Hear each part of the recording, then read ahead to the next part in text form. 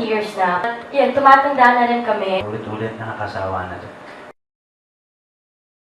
Again, the next 5 years.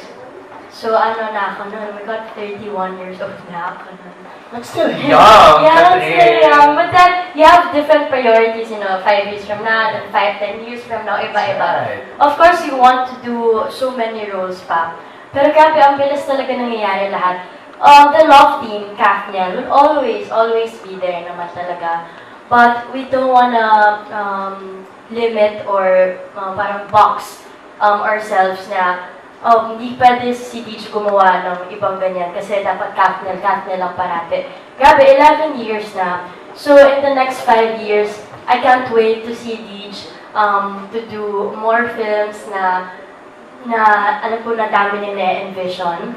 And kung may gagawin pa kami in the future, nandyan yan. But yung important siguro yung gusto din niya talagang gawin as Daniel.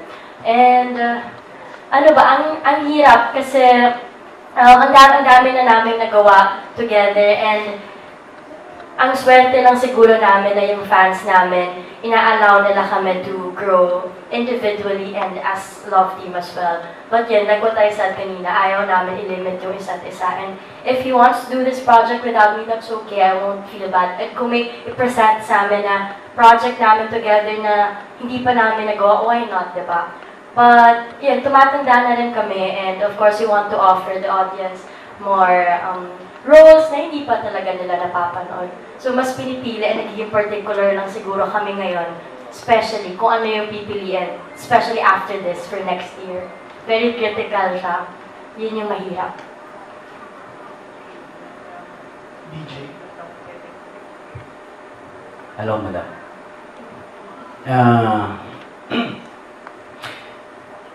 Next 5 years, accurate yung sinabi ni Catherine. Ganon talaga, madam, di ba? We've done so much films, shows also. Siyempre, ayaw naman, tama rin sinabi ni Catherine na hindi kami dapat makahon masyado. Kasi nga, kagaya tulad din ng sinabi ni Direk May, marami pa kami pwedeng gawin. Di ba? I'm just very thankful na ito tinanggap ng tao pa rin, itong show namin. It's not a joke. Di ba? Paulit-ulit namin itong ginagawa. Pero talagang binibigyan lang namin talaga ng dedikasyon, di ba? Na maiba pa rin to sa iba namin mga past na ginawang films. Pero at some point kasi aabot na rin tayo na gusto na rin natin gumawa naman ng ibang timple. Di ba? Kasi pag paulit-ulit, nawawala na din minsan yung ikaw rin parang, so you have to do something new. Di ba? Something, a different taste. Kasi pag paulit-ulit na parang pagkain na, paulit-ulit nakakasawa na to. I'm not saying na nakakasawa, it's always magical pag magkasama kami, di ba?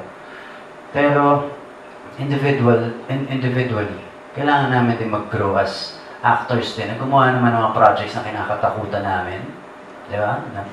Mga projects na hindi kami sigurado.